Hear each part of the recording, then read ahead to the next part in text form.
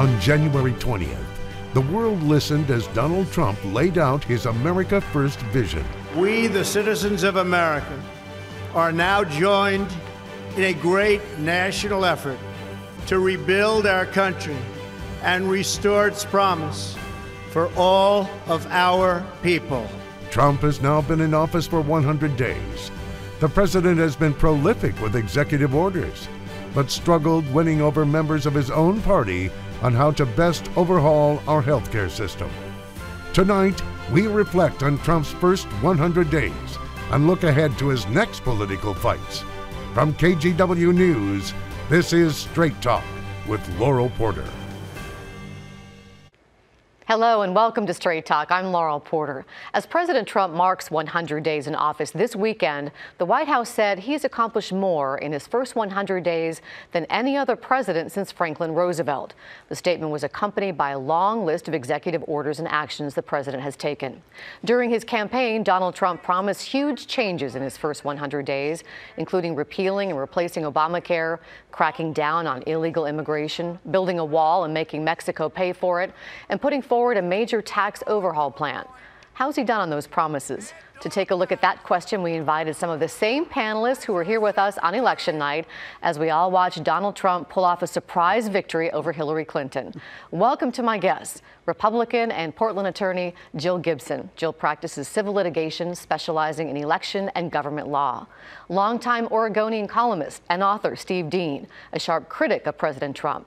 And KGW political analyst Len Bergstein. Welcome to Straight Talk. Nice to have you all back. Thank you. It has been a busy and interesting 100 days. President Trump has called it an artificial barrier, but we've used it as a benchmark for decades. So let's jump right in. Let me ask you to grade President Trump on his first 100 days and why. We'll start with Jill.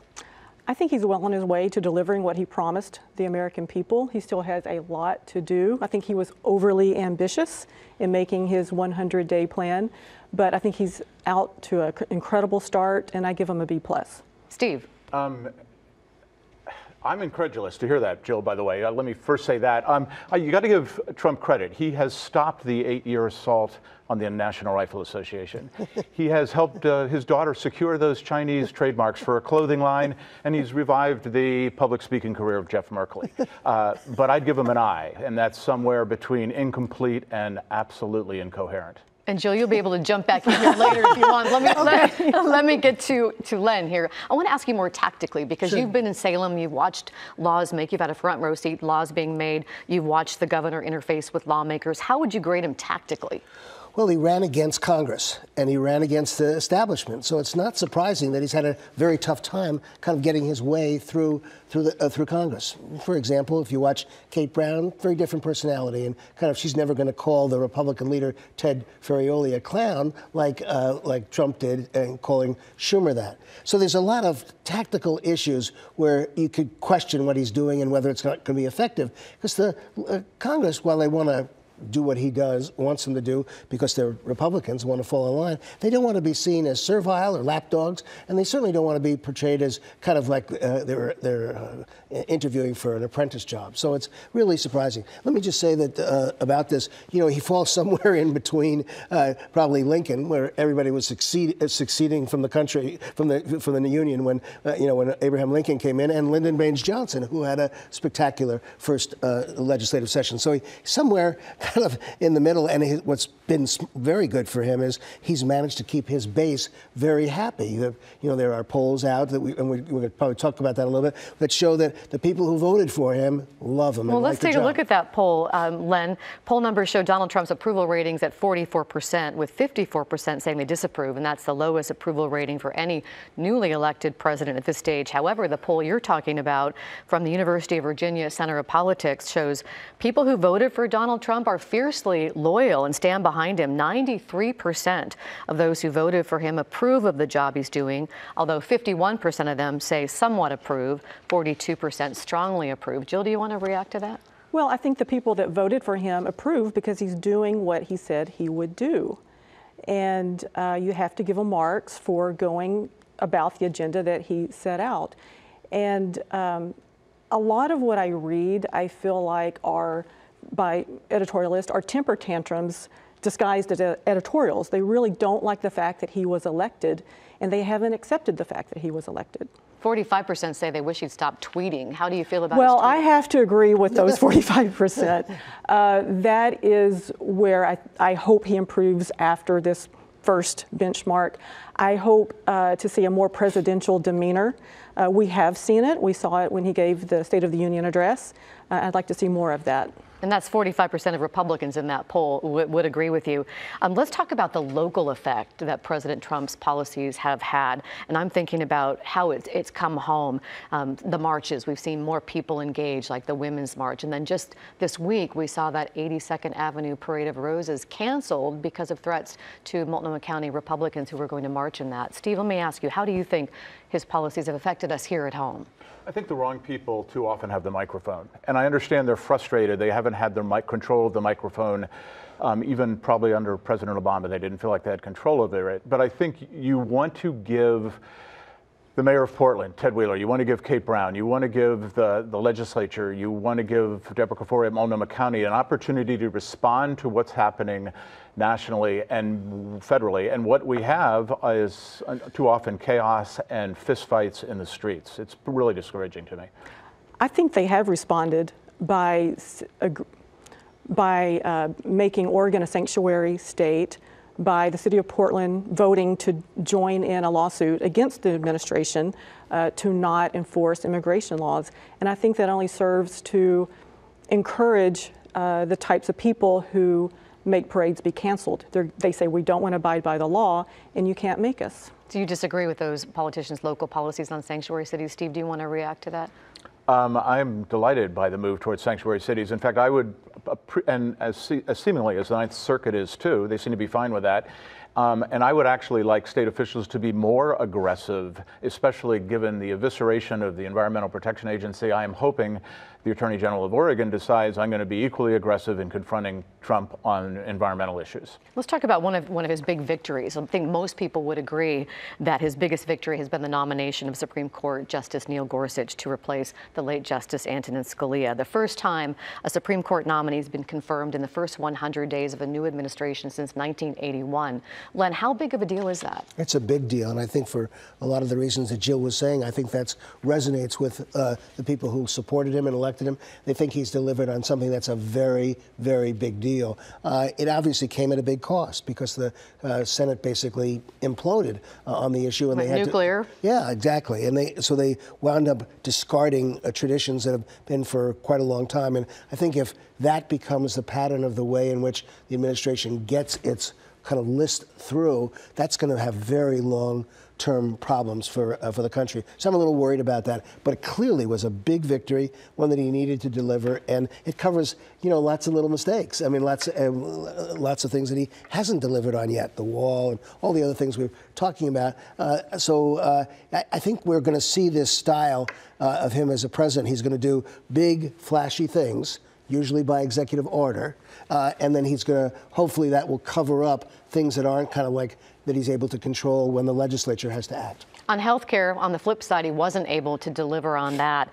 He said, my first day in office, I'm going to ask Congress to put a bill on my desk getting rid of this disastrous law, talking about Obamacare, and replacing it with reforms that expand choice, freedom, and affordability. You're going to have such great health care at a tiny fraction of the cost, it's going to be easy. Turned out not to be so easy. A faction of his own party blocked it, the Freedom Caucus. How big of a deal? How's that going to affect his presidency, Jill?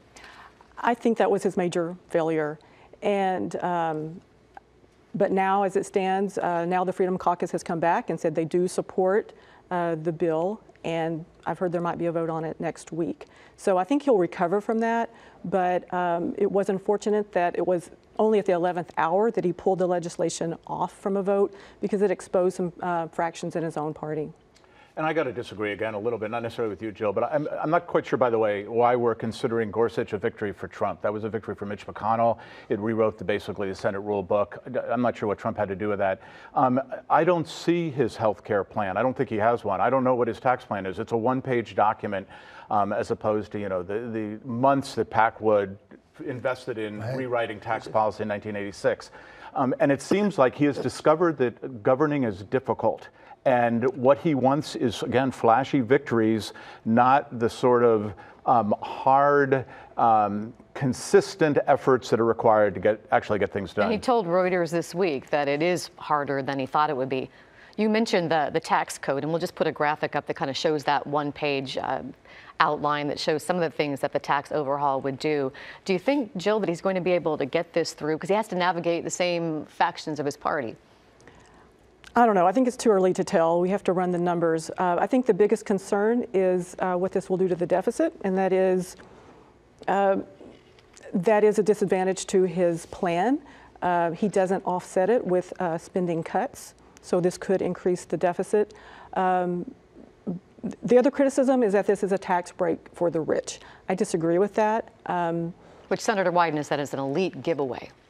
Well, what they're not taking into account are the deductions that will go away. If you just look at the tax rate, yes, it will decrease, but he's proposing getting rid of all deductions except the mortgage interest deduction and the charitable donations deduction. So the effective tax rate on high income earners might be a wash. It might be the same.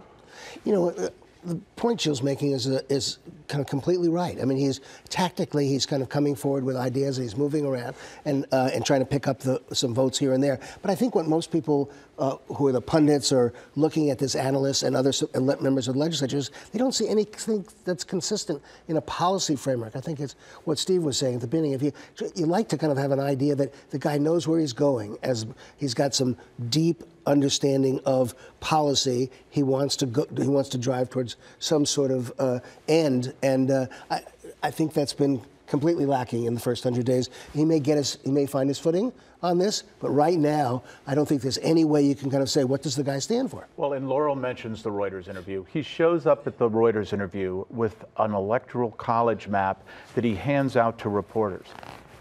You can't get quite past that. Oh my God. Yeah, I mean, this is sort of like, what is driving you, and what is the presidency all about to you? If 100 days in, that's still what you're holding on to and trumpeting. Jill, do you have a comment on that? Well, I think tensions need to thaw between him and the media. And it's disappointing that he's not going to the White House Correspondents' Dinner. That's been a long tradition. It's a time when the administration and media can have some drinks and make some jokes and come closer together. He's not attending, as I'm sure you know. And that's too bad, not just for the optics of it, but it's one thing to make jokes about a president who's sitting there laughing with you. It's another thing to make jokes about a president who's not there. That seems sort of sinister, and that's not going to help the tension that we feel in this country. Yeah, they'll spend all their time making jokes about Sean Spicer, maybe, instead of the president at this dinner. There are some policies that he's put out that Oregonians seem to like. Some of the folks in the softwood industry like the 20% Canadian tariff on the Canadian lumber. So there's Senator Wyden even liked that. Yeah, so I mean, I think there are kind of like nuggets in here, but it's very much like a, you know, kind of a mosaic that you focus on the little pieces instead of kind of an overall picture. And maybe it's unfair to expect a total novice to come in and have a kind of a consistent political philosophy.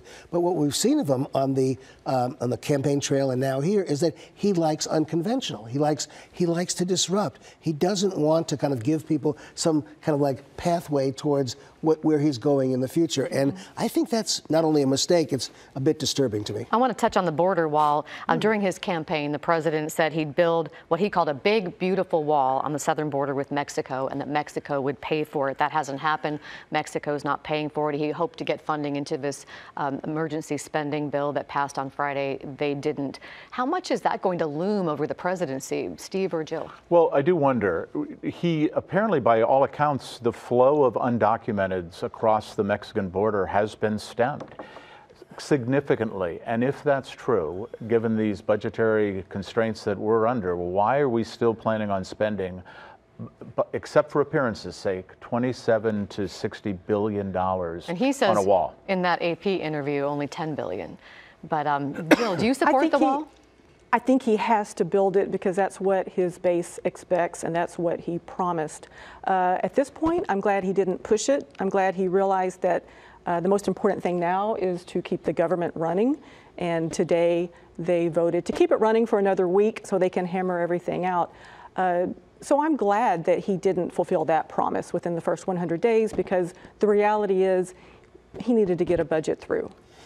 You know, and you look for patterns in how the president starts. The first 100 days isn't the administration, right? But you look for patterns, and the patterns seem to be a continuation of what he did in the past, which is to find a foil, find an opponent, find somebody that he can bounce himself off of, point them up as the enemy, and then kind of like nestle on a position for himself. Again, I think that's the President of the United States. It's not a, it's not a congressperson from the 35th district somewhere. This is somebody who's supposed to be overlooking the entire country. And again, it's disturbing. And to read about this in the national press, whether you like the pundits or not, is that there is no sense of a consistent philosophy, but really there are these enemies that he kind of like bounces himself off of. Well, and clearly the voters, 93% of whom still support Trump, they don't care about the manipulation of Chinese currency by the Chinese. They don't care about getting out of NAFTA. They don't care that NATO is now A-OK. So I'm not really sure why the wall is such a, who is it exactly that cares about keeping that promise among all these others? I want to jump in here. We only have about a minute before we have to take a break, but I did want to touch on the Russia investigation. Both the Senate and House are conducting investigations into Russian interference in the U.S. election and whether the Trump campaign colluded with Russia to interfere with the election. And we're hearing kind of slow revelations of how much is that going to affect the presidency and dog the presidency. I'll start with Jill. I don't think we'll know the answer to that until we know what the investigation Do you have uncovers. concerns? I don't have concerns, no. And I do think the investigation should continue because there have been all these allegations, all these charges made, and I think we need to know what the truth is. Anybody else want to jump in on the Russia investigation? I've just only been struck by how slow this is to come together, how much basically obstruction there's been in Congress to even get this started. And it certainly reveals every time there's a story a more interesting cast of characters. I mean, Flynn, Manafort, Carter Page, these guys all seem to be very flawed characters that he somehow has gotten around him, and that they all have this Russia kind of connection. I think it's going to be with him for a while, even with the Republicans in charge. I mean, if the Democrats were in charge, there would be, kind of investigation after investigation. But I think this is too big to kind of like brush under the table. Panel, it's time for us to take a break, but we'll continue our conversation on President Trump's first 100 days in office. We're back in 2 minutes.